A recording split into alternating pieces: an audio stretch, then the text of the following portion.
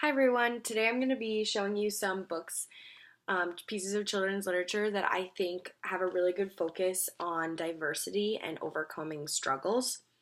They are books that I think would be great for using in the classroom, so from a teacher's perspective. I'm including one picture book and one chapter book to accommodate for a range of reading levels and also two kind of different grade levels. So the first book, Cheyenne Again, it's by Eve Bunting. And this book could really be used for any elementary age grade, but I would probably use it for second or third grade just because of the historical aspect of it, the conversations that I'd want to come from it. And yeah, so basically the book is about a young Cheyenne boy that goes by the name of Young Bull that gets taken from his parents on the Indian reservation and sent to a boarding school that teaches him the white man's ways. So it's set in the 1880s, and it's something that it's fiction, but it's historical fiction. So it is something that was actually happening at that time. So it's basically his experience and what he went through at the boarding school and his sense of cultural identity. So one quote that I got from the school library journal, it says, "Young Bull's struggle to hold on to his heritage will touch children's sense of justice and lead to some interesting discussions and perhaps further research." So I definitely agree with them on this. I think that this book, first of all, it has amazing illustrations. I think they are excellent and really big on the page, show a lot. And this book would be really great for a read aloud.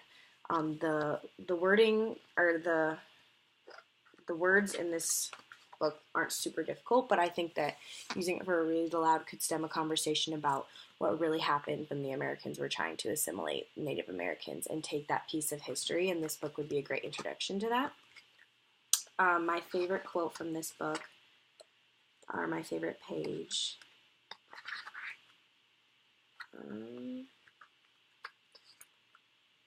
so it says, "We march in boots that hurt our feet, so used to softness. Go to church. Learn of the white man's God and of his love. We never speak Cheyenne or talk of the Great Spirit, the one who raised us in this land. The Indian in us must disappear, they say. It must be tamed." So that's the first book. I highly recommend. The second book is called One Crazy Summer by Rita Williams Garcia.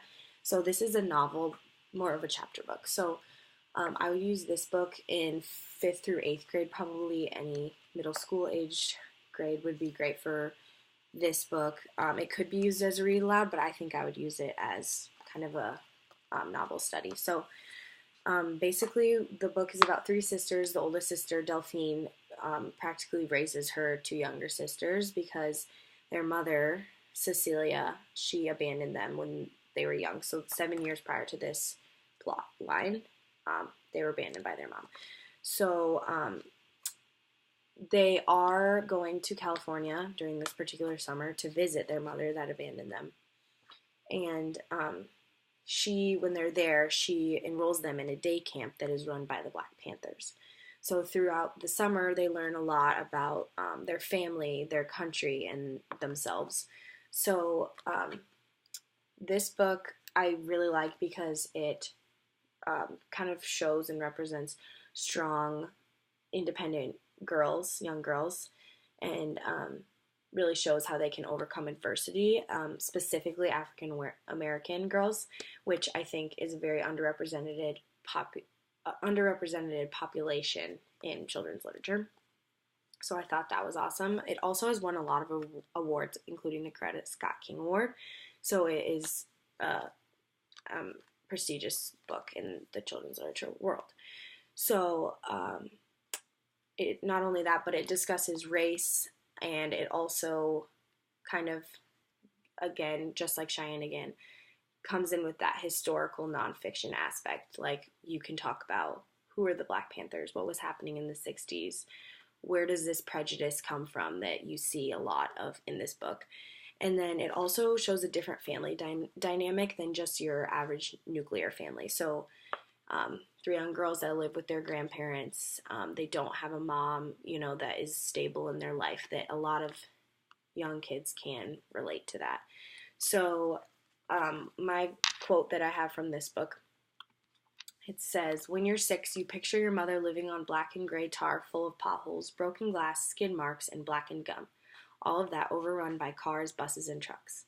When you're 6, you wonder why your mother would rather live on the street, in a hole in the wall, and sleep on park benches next to winos than live with you.